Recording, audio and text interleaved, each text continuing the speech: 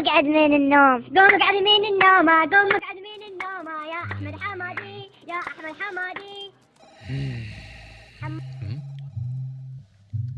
Hey, my name is Jerry. I am a chair. Did you want to talk? Theories. We all love them. If it wasn't hard enough to question your life, now imagine everything you ever thought that was explained through your life experiences was actually something written on paper by some guy years before you were grandparents were born. Anyways, relevance, right? What I meant to say is, did you know that the idea of a just factor can apply to an economic setting? What? And have a moral debate behind how a big portion of this economy is divided into whether they come conditionally or are adequate for scenarios. In this video, we will explain how the two types of theories regarding health compare with one another. What kind of global economic justice is this? This is libertarian theory, individual rights. So long as it does not curtail personal liberty, see this term more of as a just form of saying, this is mine, I choose to aid you out of my goodwill. To make an example, a country's moral obligation isn't to reduce the global inequality, but to make an absolute accounting of its own assets. The rich don't owe the poor unless the rich have violated the poor's rights. What kind of global economic justice is this? Egalitarian theories. It treated as moral equals. Economic inequalities are only acceptable if the benefit is for everyone, especially at the least advantaged. This theory basically states that if a country is rich and its neighboring country is poor, there should be an effort to reduce said gap because that is what is just. What kind of awesome is this? This is a waste of money. Justice. Humanity. Privilege of the rich.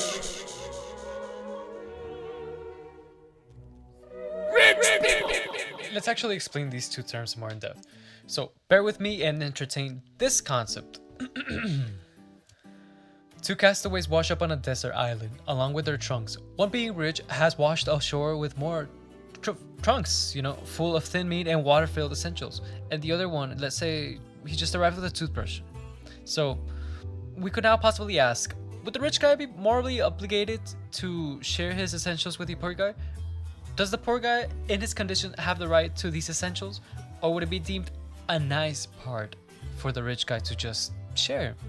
In this case, libertarians believe the poor guy does not have the right to those essentials because of his conditions. Liberals believe he does, if there's enough water to make sure they're both don't go thirsty, Sorry I got in my high cloud about this. Fundamental libertarian assumptions lead to conclusions such as if you don't have money, you shouldn't be entitled to any medicine. Arguments in fairness to these beliefs can be very bipolar and without true clarity. Some people have trouble. These people don't believe in positive rights, essentially. They believe the poor person does not have the right only for their status quo. Essentially, they don't believe in positive rights. Egalitarian theories, on the other hand, advocate for seeing everyone as being of equal value and equal moral consideration. In this, the only way to distribute society's benefits and burdens is equally.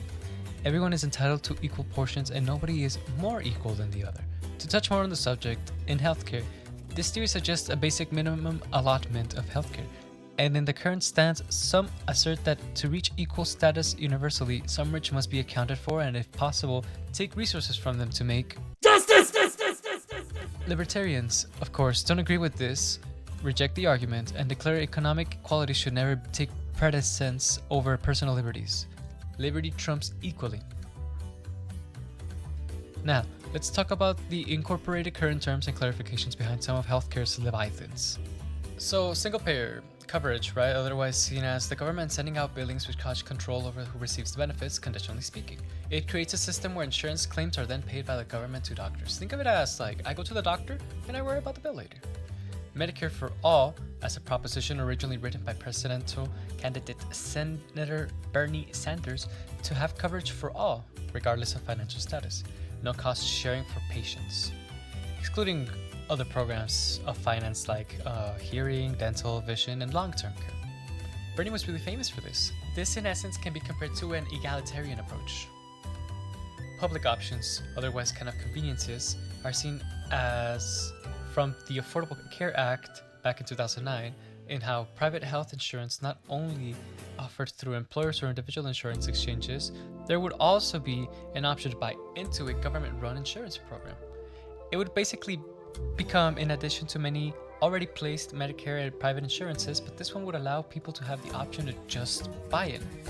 For this, many presidential candidates argue for lowering the age of access or simply recreating a new program that branches out.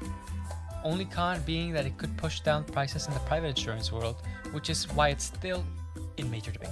And finally, a government-run healthcare, the supply and demand of this all is, even today, Trump references the term as socialized medicine to dig against these. In some places, the government doesn't pay for people's bills, but owns the hospital itself. Private industries with governance to bills being paid. It's still subject to debate if money comes from the government itself. Another, which isn't much of a current but seen as a theory approach, is universal coverage, or the goal. Not a plan or not a debate, but an ultimate approach that everyone has health insurance, that the coverage is universal.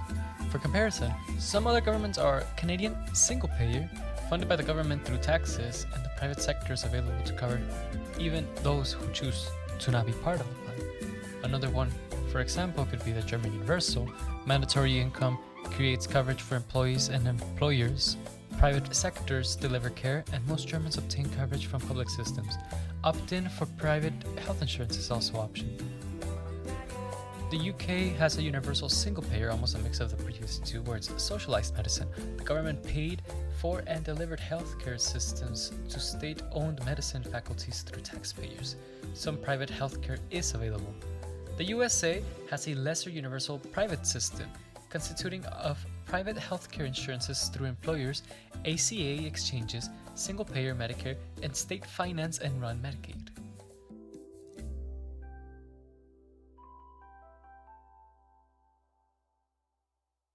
So the main terms.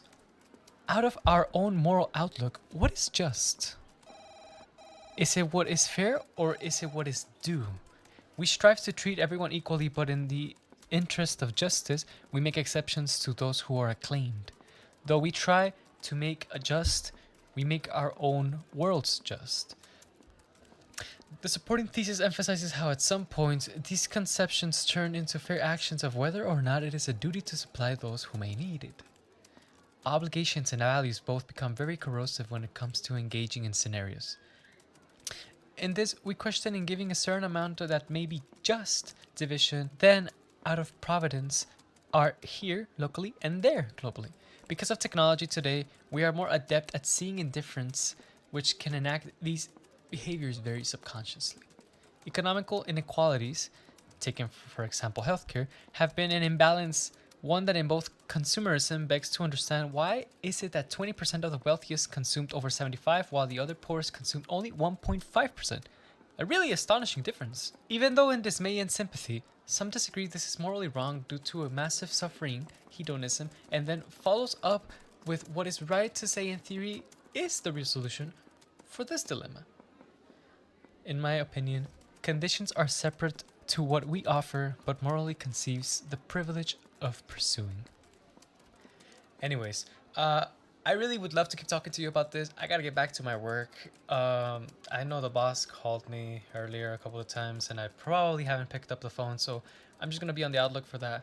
Please take it with a grain of salt, and if you really are interested, look into it. It's interesting how we don't really think about these things. But anywho, I'm gonna stop entertaining you all. Let me get back to work.